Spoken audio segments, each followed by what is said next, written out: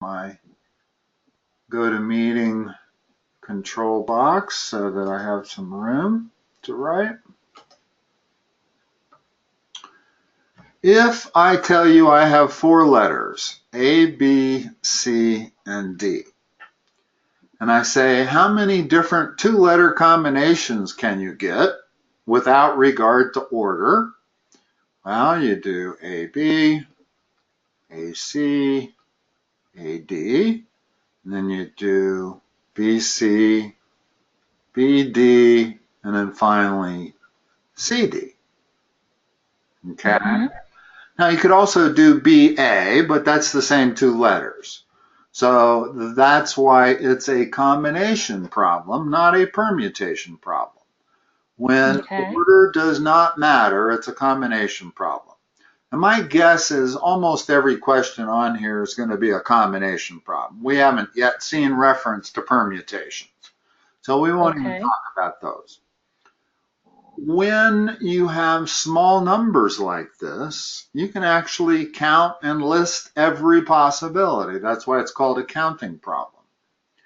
Oh, okay. You'll notice that this is also for choose 2.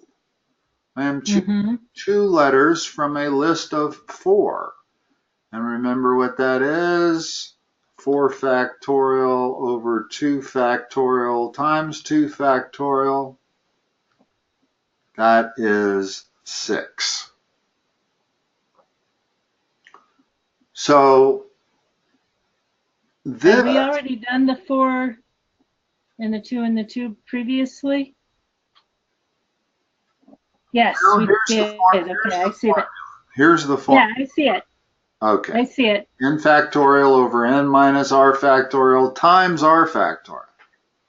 Right. Okay, so that was what we had done previously. I hadn't seen it. I'm backing it up a step because I didn't specifically show you how you could manually do a counting problem. In this particular problem where we're choosing 4 books from a list of 10, that would take us a long time to go through that list. You wouldn't really be able to do it manually. So we have this combinatory equation that we can use. Okay. And if we go to the medium slopes and I say, well, how many different groups of 4 books can you choose from a group of 10? That turns out to be 210. There are 210 different possibilities. Okay? Just using this formula, replacing that with 10, and that was 6, and that with 4, that equals 210. Okay, now they're taking it a step harder, and this is where it always got very confusing for me. I think I understand it. So what we have is 2 groups of books. We have 6 novels and 4 biographies. Okay? 6 novels, 4 bios. Now, if I said to you... Wait a minute. Okay. Oh. The reading list is 10. Hold on a minute. It says 4 are biographies and the rest are novels? So 6 novels. Okay. 6 novels and 4 biographies. 4 Got biographies. I think yeah, okay. Yeah. So if I said to you, how many ways could you choose 3 books from the 6 novels? That would be the answer, correct? I'm not sure what you are referring to. If I just made up a problem and I said to you, if I take the 6 novels, how many different 3-book combinations could I pull out of that? Well, it would be 6 choose 3. You with me? Yes. 6 factorial over 3 factorial times 3 factorial. And that number is, let's see, 6 times 5 times 4 all over 3 times 2. So that number is 20. Now, if I said, how many ways could you choose one book from the 4 bios?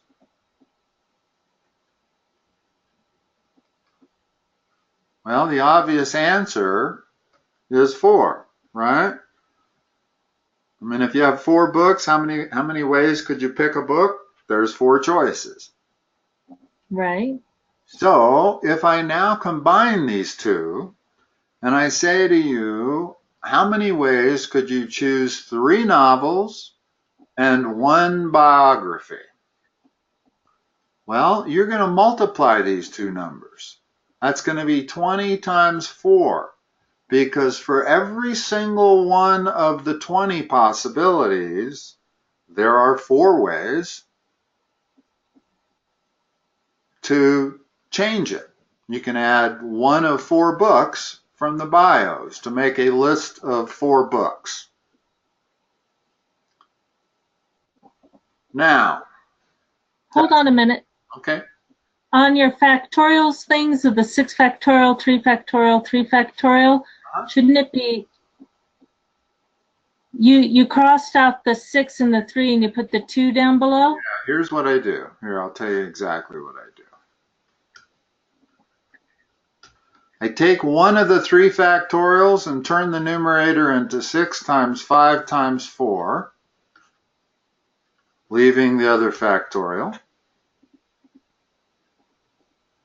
Okay, here, let me make it a little clearer. There's the top, there's the bottom. One of these 3 factorials I can cross out with that. Yes. Leaving me with 6 times 5 times 4 all over 3 times 2 times 1, which is 6.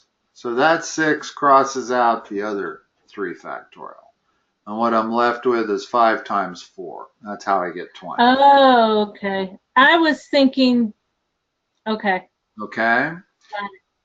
But if I apply 2 conditions, which is how many 4-book combinations can I get if I want 3 novels and 1 biography, then I want to multiply these things. I want to multiply 6 choose 3 times 4 choose 1. Because for every single one of those 20, I've got 4 different books I can add to it. So I can actually make 80 combinations of 4 books where 3 of them come from the novels and 1 of them comes from the biographies.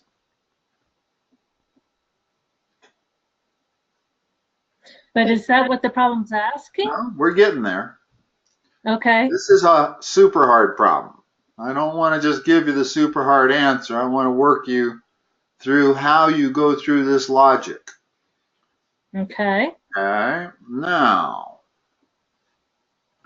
the problem says you have to have exactly 2 or more biographies. So what combinations would we have? We would have 6 novels with 2 books coming from that, but that means you would also have, 2 biographies. That's one way you'd make up the 4 books. But there's other combinations. There are where you have only 1 novel and you have 3 biographies. And again, those are more, right. Yeah, here, let me get my addition sign.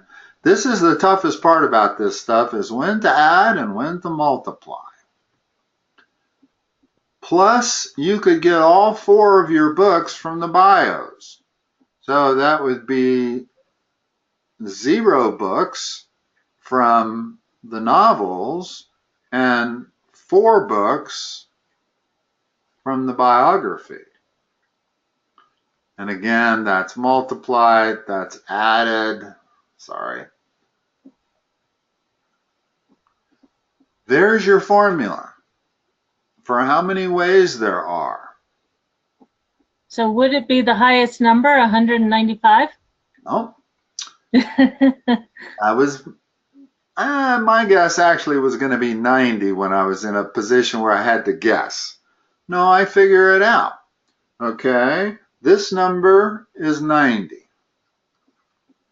Here, let me run across through that. That is 15. That is 6. 15 times 6 is 90. This number is 6. This number is 4. That times that is 24. And this is 1 times 1, which is 1. And each of these are a different scenario. This is 2 novels, so it's 115. This is 1 novel and 3 bios, and this is 0 novels and 4 bios, and that's exactly what it's asking for, is you have to include at least 2 biographies, which are these 3 different combination problems. And the reason this is super hard is because you have to know to multiply these 2 and then add them to the other 2. Because they're each different cases. In other words, when you have a counting problem, you're coming up with a number of ways. Well, this is a completely different set of ways, and this final one is the final set. Okay? Well, that's not bad. So the answer is 115? 115 is the answer, exactly. So what would be a way that I could remember how to I'm not sure. figure this out? I debated whether I should even waste 15 minutes on this problem, because this is definitely one of the super hard. We don't want to waste a lot of time on these super hard problems. I just don't think it'll pay off as much as if we spend that time on the medium and the little less difficult. Certainly, Sure. you'd probably spend at least 10 minutes every session on a hard one. I would think it would be fair to do that. I know when I used to do GMAT, we used to split up our time. We would do a quarter of the time on data sufficiencies and 3/4 of the time on the problem solving. And that's because data sufficiencies worked your brain so much harder that you didn't want to do any more than 15 minutes of them. They were just mind-bogglingly difficult. So far, this one is pretty hard, but perhaps this one, number 11, was so hard for me because this is an area, we all have our weak suits and our strong suits in math, and combinatorics has always been a little bit of my weak suit. I've always been a little confused as to when I multiply, when I add, and I finally figured it out. Okay. Let's go to the next one. In fact, let me scroll down here. This is also going to be a bit of a subject. Venn diagrams. Bring back any memories? Oh, yeah. Okay, cool. That's how we're going to solve this.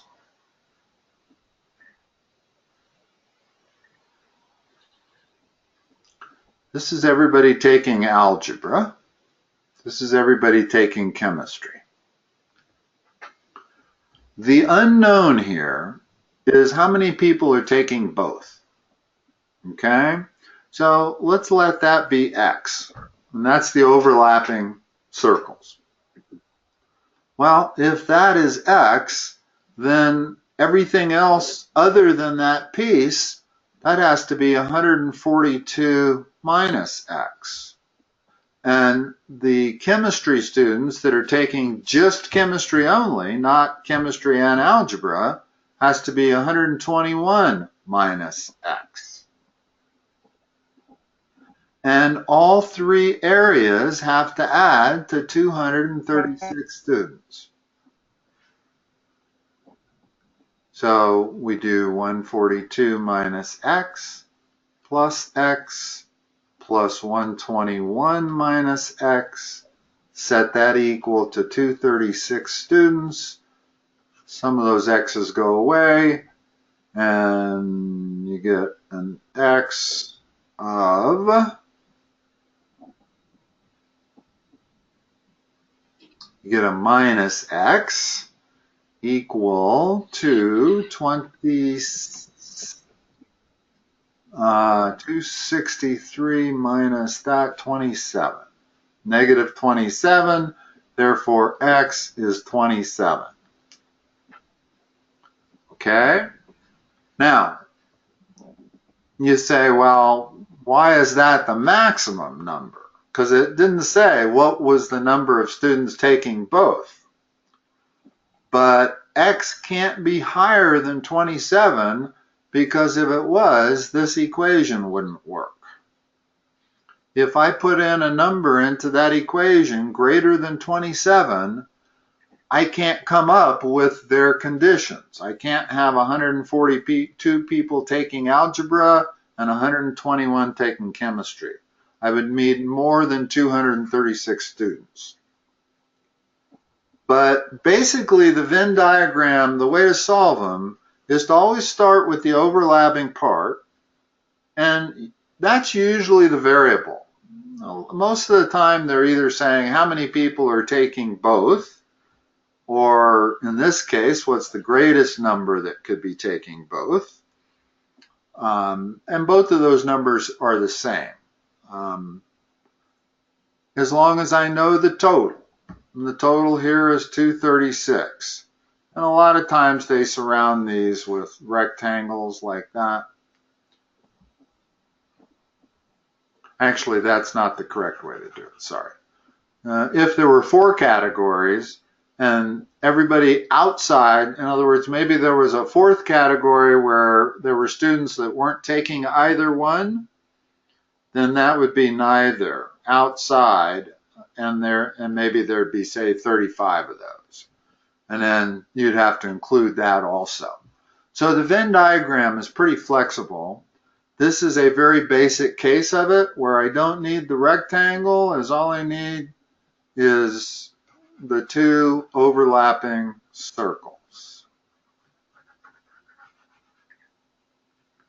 And then the equation. But you were saying that 27 is or is not the maximum? It is. In other words, when I solve that equation, that's equal to 236, that piece plus that piece plus that piece, and that makes sense, right? In other words, there's 236 students. They're either taking strictly algebra, 142 minus x, or algebra and chemistry, which is x, or just chemistry, 121 minus x. That total has to be 236 students.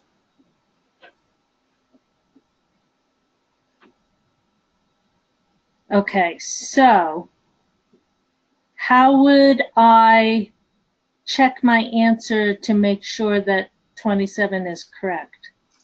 That would be tough to do. I thought about that on this problem, and I said, well, why can't I have 28?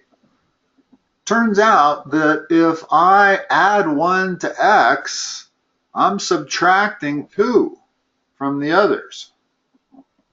I'm subtracting 1 from algebra onlys, and I'm subtracting 1 from chemistry onlys. So that wouldn't total 236 students if I added 1 to the combination. It's the simplest way I can explain it. It's a tough thing to answer because typically these questions are how many are taking both. And then it's really easy. It's this portion plus this plus that equals that number. And you solve for x. But it turns out that the maximum number is that number also. I suppose you could subtract 1 from x. In other words, okay, so in our solution, what we came up with was 27. 121 minus 27 is 94. And 142 minus 27 is 115. So we came up with 115 taking algebra only, 27 taking both, and 94 taking chemistry. Add those three numbers together, you get 236. Now, you get 226. Let me, wait. Yeah. 115 plus 94 plus 27. Oh, yeah, I do get 226. Okay. 236. Yeah. Now, if I took 1 away from x, I could actually make a combination where there aren't 27 and everything works just fine. If I make that 26, well, that means this goes up by 1 and this goes up by 1. And those three numbers also total. No, they don't. How could that be? I subtracted 1. Oh, no, I added 1 to x, so I had to subtract 1 from the others. Excuse me. Hold on. I'll get in there. If I added, oh, no, I was doing it right. Let's see. If I subtract 1 from x, then x is 1 smaller, so these go up by 1. Oh, that's also 230. Oh, it isn't 236. So this is how I started to solve it. I subtracted 142 from 236 and got the 94. Okay. And then the 121 from 236 and got the 115. Okay. And then I added the 94 and the 115 together and got 209. Actually, it should, the difference between the other two were 125. No, excuse me, my mistake. Keep going. Okay. And then I subtracted 209 from 236, and that gets 27. Okay. Well, there's always more than one way to do a math problem. You don't necessarily have to always use the same method. This is kind of an ideal Venn diagram problem where you have two different categories and you have a combination category. Right. That's just almost the red flag to bring out the Venn diagram. Okay. So, but that's fine. As long as you come up with the answer, who cares how you get it? Okay. Let's go to, oops, hold on, I gotta do this. All right. Shrink this just a hair so I can get everything on there. And that should be good enough. Oh, okay. So the M with the 2 lines in the K, that means that the M is parallel to K? Yes. Okay. Okay. It's been a while since I've done that. Okay. Did we cover parallel lines at all last time? We didn't. Okay, so you and I haven't covered parallel lines yet? No, but I know about the angles being equal, so... Yeah, there's a lot of individual theories they force you to memorize in geometry regarding parallel lines. And I kind of narrow it down to it's really this simple. When you have parallel lines, you create only 2 unique angles, and they are supplementary. They add to 180. Every other Correct. angle here is one of those first two. Exactly. If it's acute, then it's number 2. If it's obtuse, it's number 1. Exactly. That's really all you have to know. And Right. if you're talking about the combination of an obtuse and an acute, you know they add to 180. Right. Okay? So if we look at this problem, then S equals t plus 30. What is t? Well, we need another equation. What's our other equation going to be? We have an obtuse angle. T plus 30 equals S. No, if we look up here, wherever we are adding an acute angle to an obtuse angle, regardless of which of the 8 angles we're talking about, we know they add to 180. So Yes. I know for sure that S plus T equals 180. Right. Okay. Now I can use algebra. I've got 2 equations and 2 unknowns, and I can just substitute. This tells me that x equals t plus 30, so let's substitute that for s. So we have t plus 30 plus t equals 180.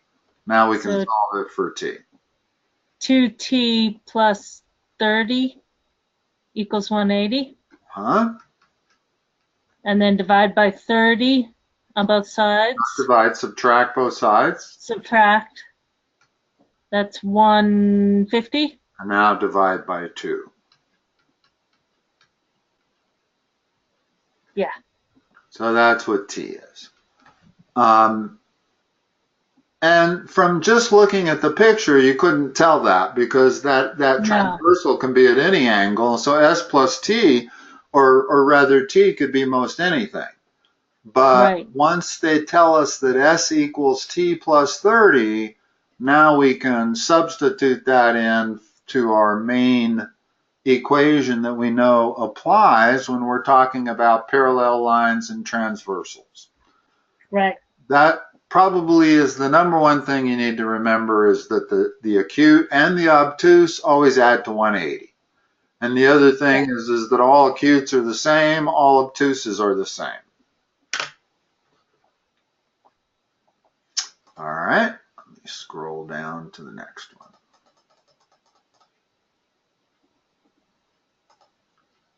You read that okay? Yes. Okay.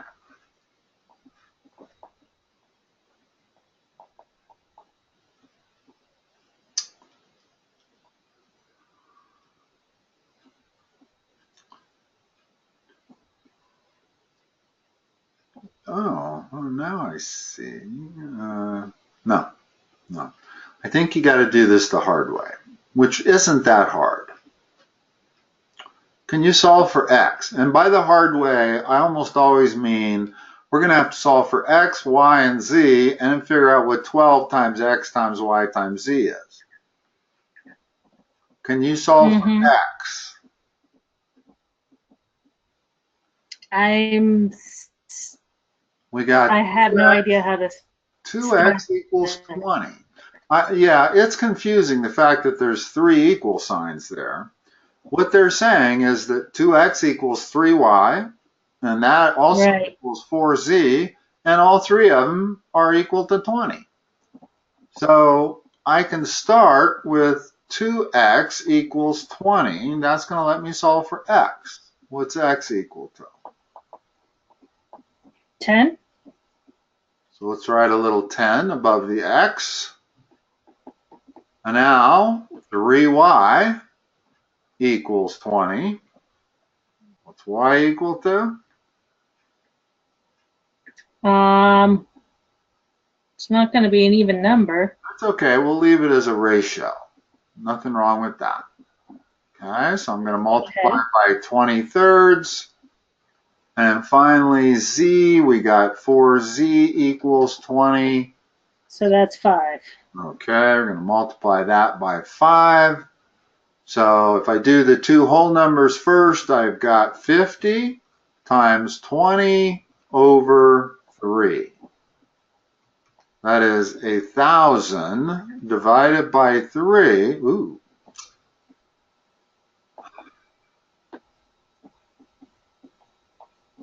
Sorry.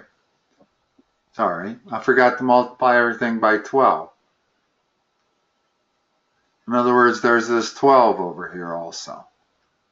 Yes. Okay. Well, if I multiply everything by 12, that 12 and the 3 cancel, become a 4.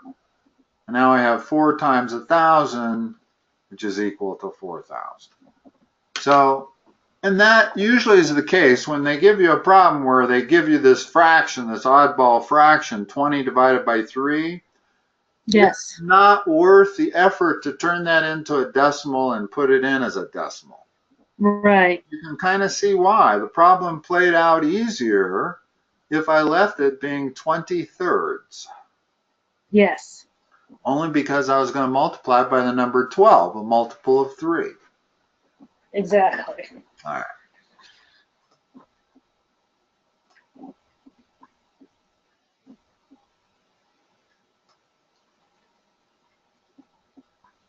All right. I love these problems.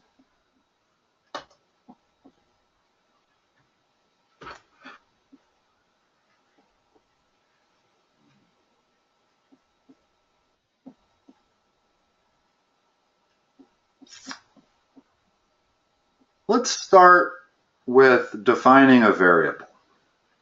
I am a 100% believer that almost every word problem that you get in the way of an algebra word problem, you need to start out defining your variable, okay? Okay. Well, we're going to say X is the price of the book. Okay. Okay. And there was sales tax involved. So 4% means that her total charge was 1.04 times X.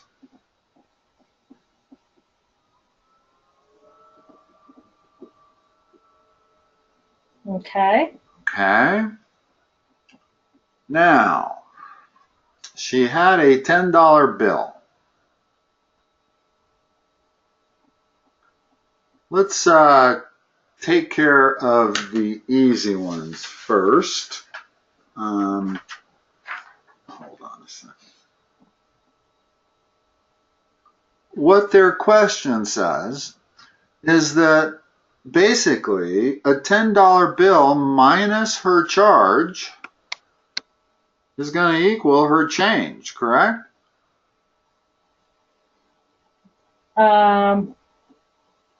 If her charge is $7.12, she's going to get $10 minus $7.12 back.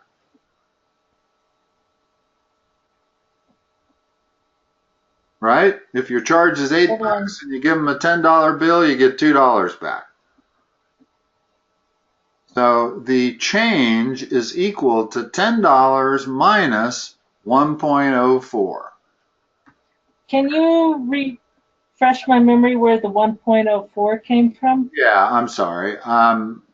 If the price of the book is X and there's a 4% tax on it, then that's the same as X plus 0.04X.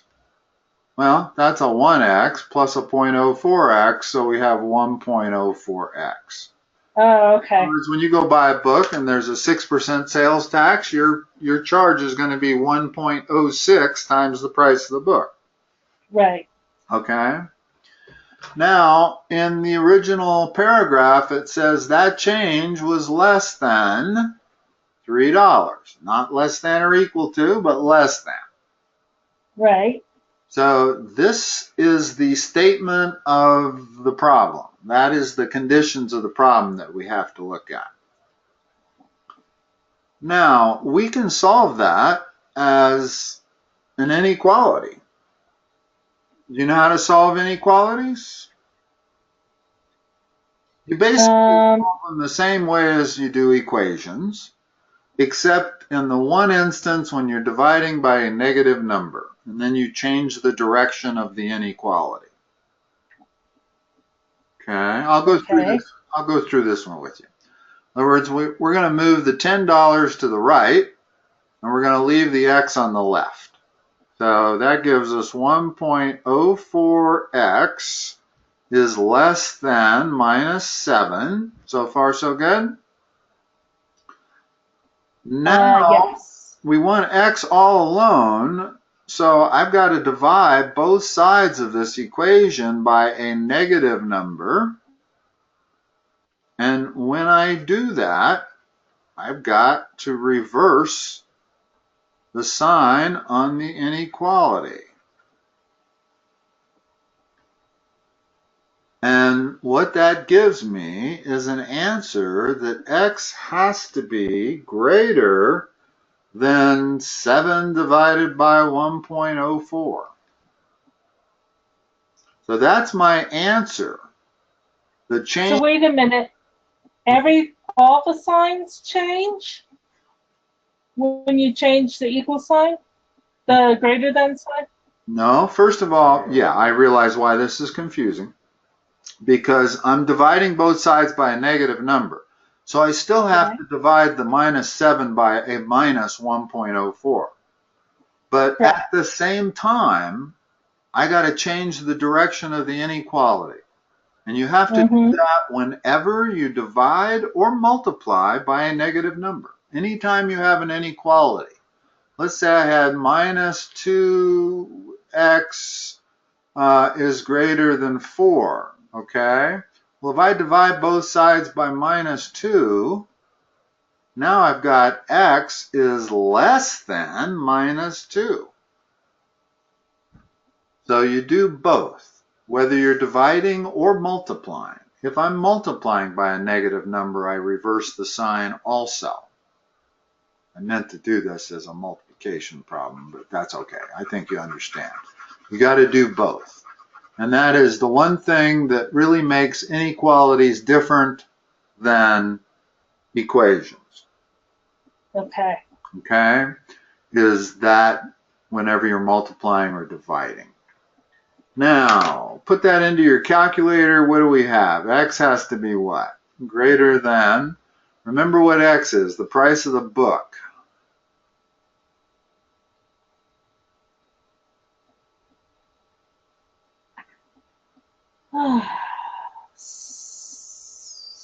Okay, let me. 7 divided by 1.04.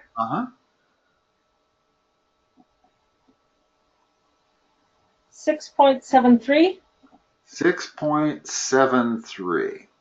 Okay, so X has to be greater than that. That's the price of the book, 6.73.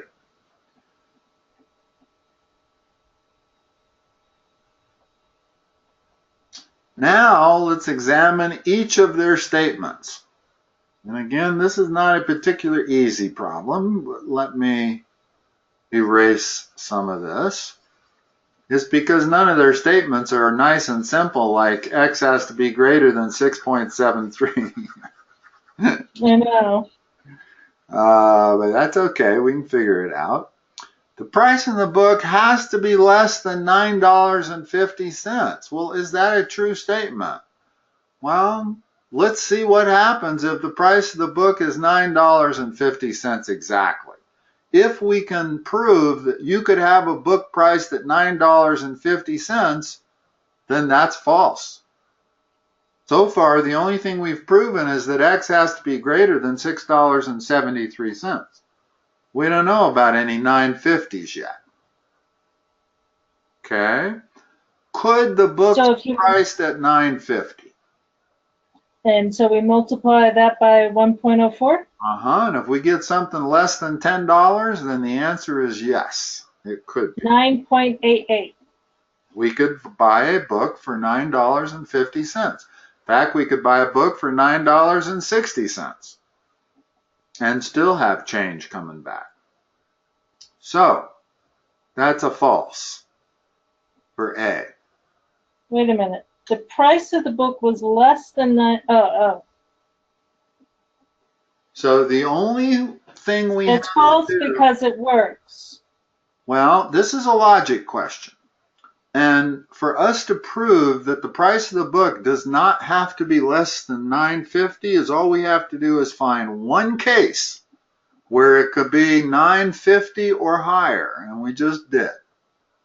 Right, that's what I Therefore, was that saying. statement is not always true. This says which of the Okay. following statements has to be true. Well, if I can buy a book for $9.51, then that statement's not true. Second one, the price of the book has to be greater than $6.90. Is that true? I don't think so. Now let's think about the Because logic of it. If it has to be greater than $6.73, then it could be $6.74, which is right. not greater than $6.90. So yes, it could be $6.74, which means that one's not true. The sales tax has to be less than 45 cents.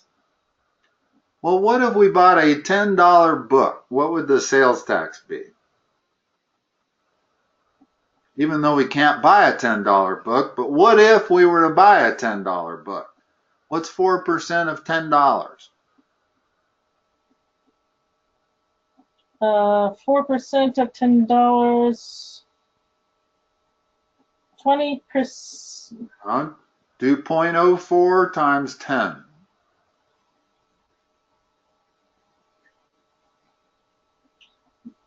So wait a minute. Why? You get 40 cents. I'm not sure. I'm a little confused as to why.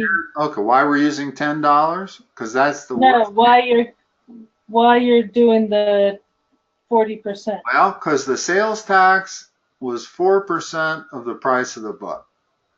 So I'm going to take my fictional $10 book, multiply it by 4%, which is 0.4, and what I get is 40 cents. Okay, got it. So I can't buy a book for $10 because the price would be $10.40 and I only have a $10 bill. So I have to buy a book for less than $10.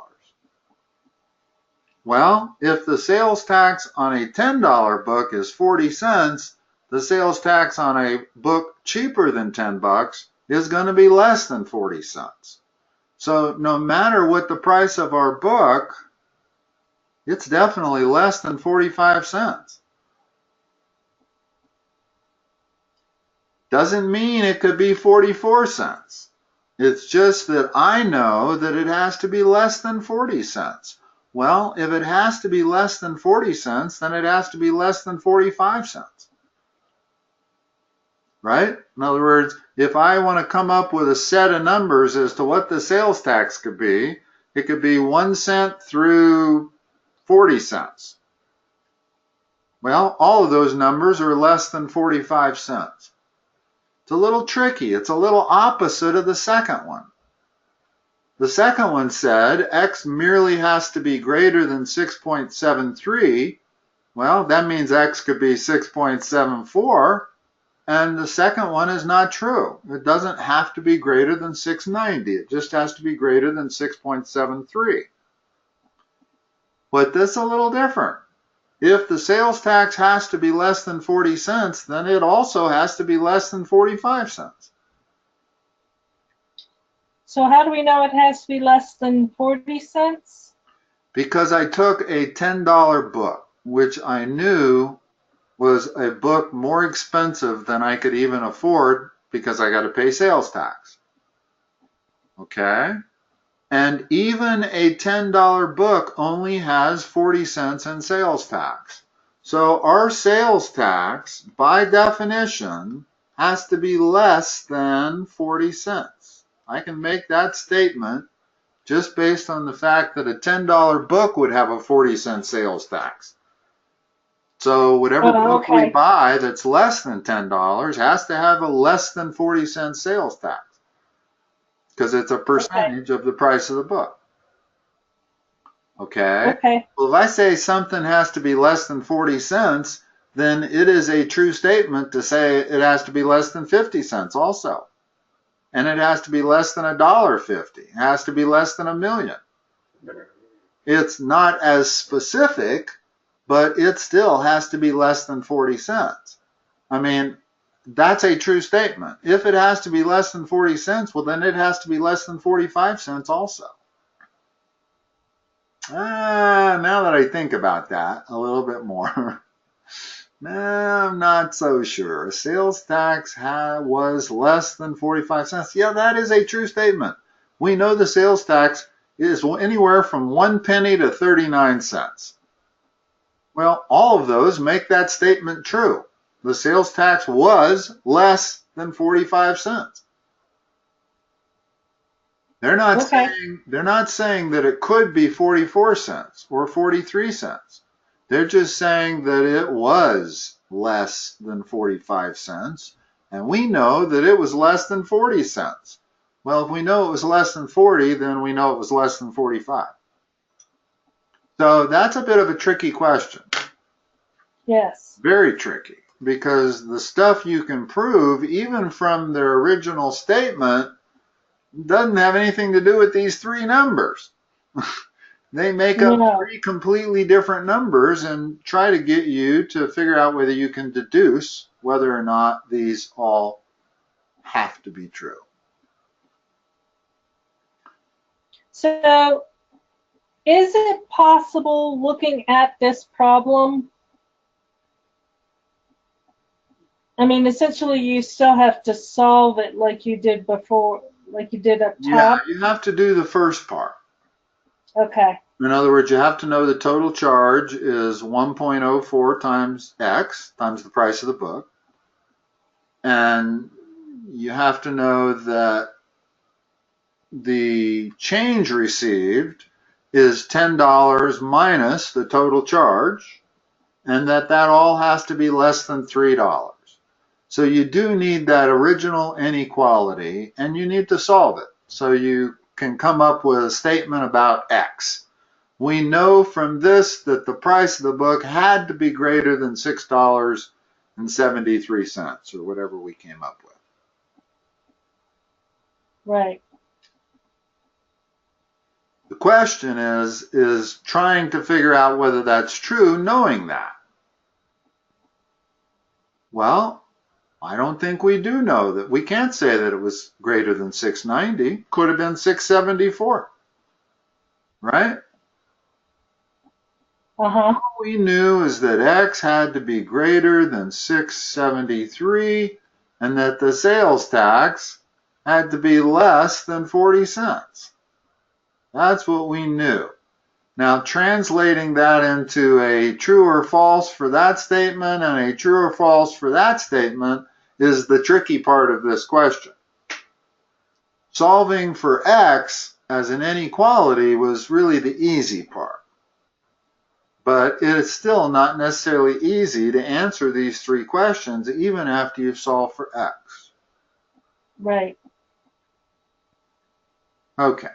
Again, this is probably more in the medium hard range, and I don't think we want to belabor these that much.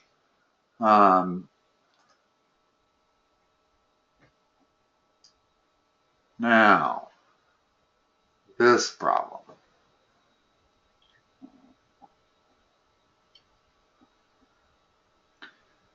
You probably don't have a calculator that will allow you to do that problem. But number 16, you mean? Well, first of all, we can talk about this problem. Hold on before I get to Wolfram Alpha. Wolfram Alpha is my online calculator. I don't know if I used it before or not with you. I don't think so. Okay, well, I'll leave it here in reserve.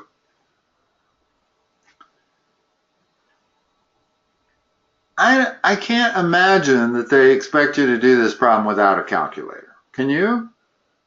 Oh, I forgot to do my homework and determine whether we can use one or not. Well, that's okay. The new, when I started tutoring GMAT recently and discovered that they had added a few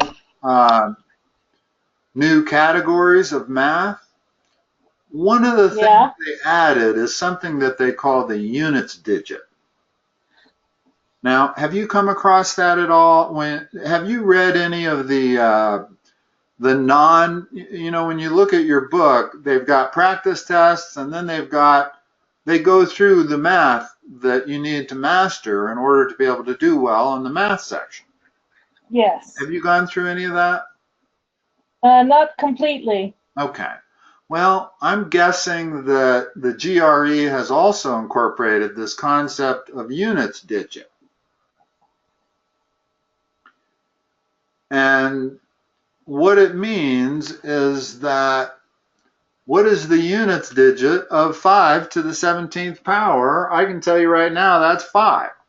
Why? 5 to any power is 5. Really? Yeah, if I take 5 to the 1, I get 5. If I take 5 squared, I get 25. 5 cubed, I get 620 or 125. 5 to the 4th, I get Oh, I see. The last digit the is last 5. digit. Okay. That's the units digit. Okay. Now, if I look at the 2 to the 11th, let's talk about that cycle. 2 to the 1 is 2. 2 squared is 4. 2 cubed is 8. And 2 to the 4th is 16. 2 to the 5th is back to 2. So there is a cycle that the 2's go through where they go 2, 4, 8, 6, the units digit does, and then it repeats. Once you get back to a 2, the next one's going to be a 4. So the next cycle is going to go 2, 4, 8, 16. So the number 2 is said to have a cycle of 4. So I can figure out what the units digit is of that, because I know that 2 to the 4th units digit is 6, which means 2 to the 8th units digit is 6. This is going to have the same units digit as 2 to the 3rd. So the units digit is 8 on that one and 5 on that one. Aha!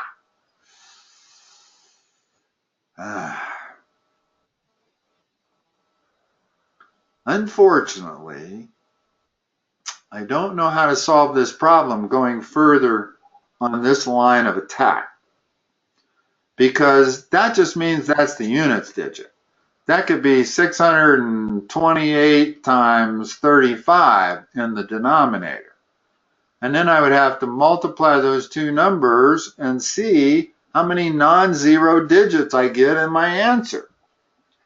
Well, the only way I can figure out how I'm supposed to do this is by going in to Wolfram Alpha, a calculator. Now, I'm a little surprised that this would be the only way to solve it, because I don't think the calculator they're going to give you is going to have this answer in here. Nonetheless, I want to do it just because I want you to see. It's 1 over 2 to the 11th, 5 to the 17th. How hard this problem is.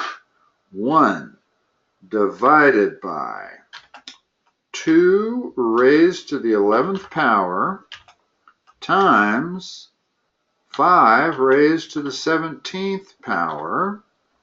And I need parentheses around all of that so that it'll divide the whole thing. Whoops. So I've got to put it in like that.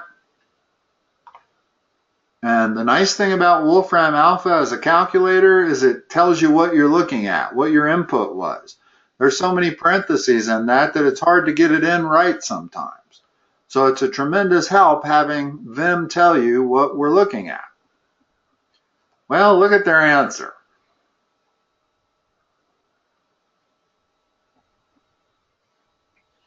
Wow. No, they didn't give us the answer. That's why. 1, I 2, looked 3, at this 4. answer and I saw 5 non-zero digits. And then I looked at your question and 5 wasn't an answer. But that's Yes, exactly. That's just no. It wasn't. So let's divide that out. How do I get an exact result for that? I don't have the Wolfram Alpha that gives you that. Let's see, is all I really need to do is divide by 15,625. 15,625. 15,625, and I should determine how many digits. In other words, I don't think it matters whether I divide, well, yes it does. How many zeros were there after that? A whole bunch.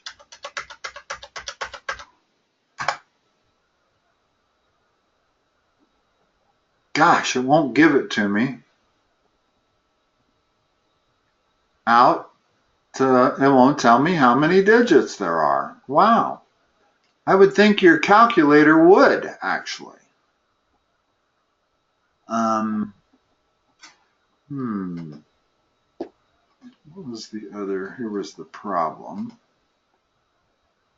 Part of the problem with Wolfram Alpha is that it's free, so I don't get their upgraded version.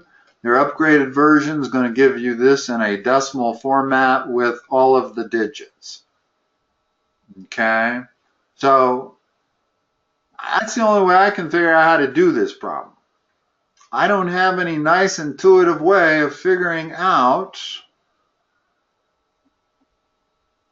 Maybe I do. Hold on. I think I may have just figured it out. Hold on. If I write this as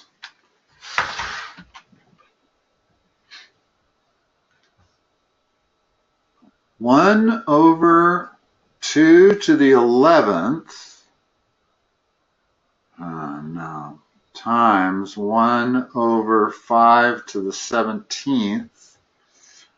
I know the last digit is 5, and I know the last digit there is 8. So the units digit of the whole thing would be 8 times 5, which would be 0. Darn, Let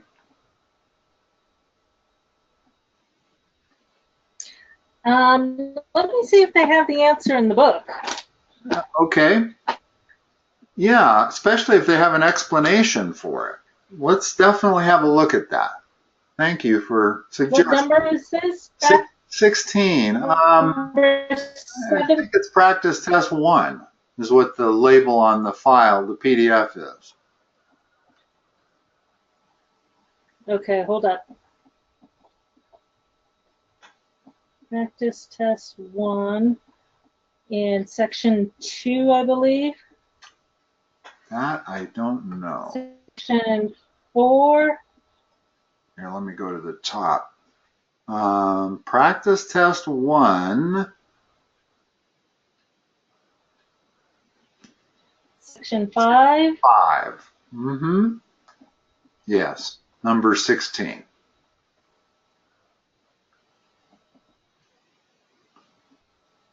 And do they give you explanations with their answers? They do, but I'm not able to find the exact number here. Okay. Section 5, number 16, is that what we're on, or 15? Yeah, 16.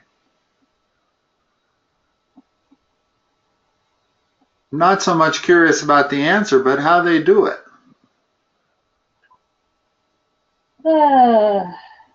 To convert the fraction to a decimal, it is helpful to first write the fraction in powers of 10. Using the rules of exponents, you can write the following.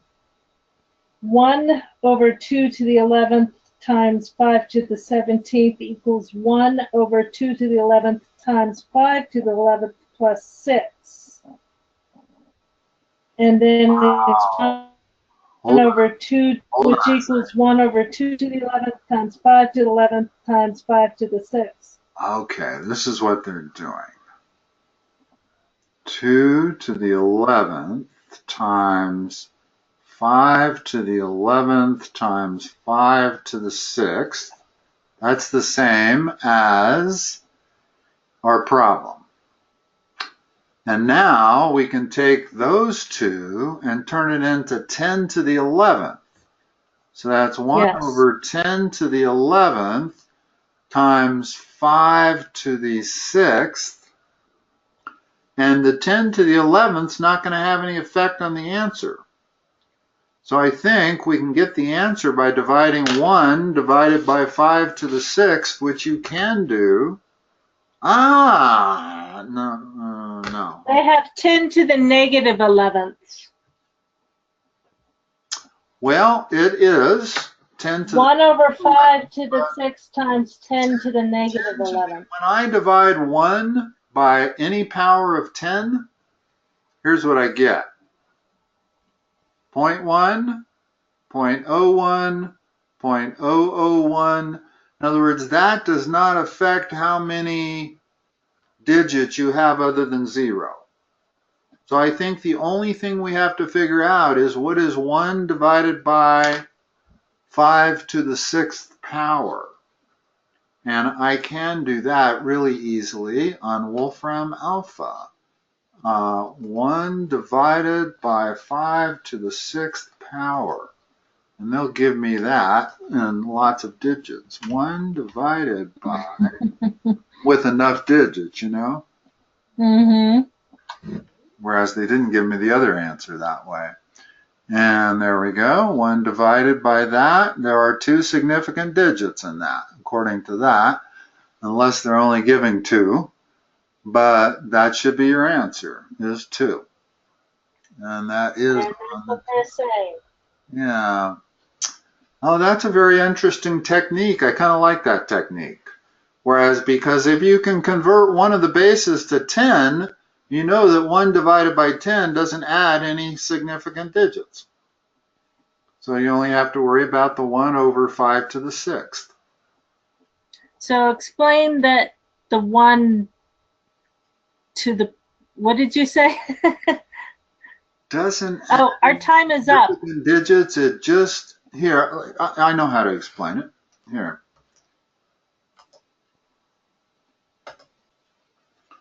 If I said, what is 1 over 10 times 1 over 5 to the 6th, well, I know that 1 over 5 to the 6th is 4 zeros and a 6-4. Well, if I multiply that by any power of 10, it merely moves the decimal point left and right. Correct. So if I'm multiplying it by 1/10, I put another 0 in there, but that's all it does. Oh, I see. And okay. if I multiply it by 100th, it merely moves the decimal point 2 spots to the left. Okay, I see. And we're looking at non-zero. We're looking at 10 to the 11th. That's what we ended up with. Well, I know that that adds no digits. It merely moves the decimal point. Okay, now I understand what you're saying. Okay, thank you. That's a tough problem. Wow. GRE has definitely gotten tougher since I worked with it 6 or 7 years ago. But yeah, there's some tough material in this thing. All right, Carolyn, I will talk to you. I'll see you Friday. Yep. Thank you. Have a good week. Bye-bye. Thanks, you too. Bye.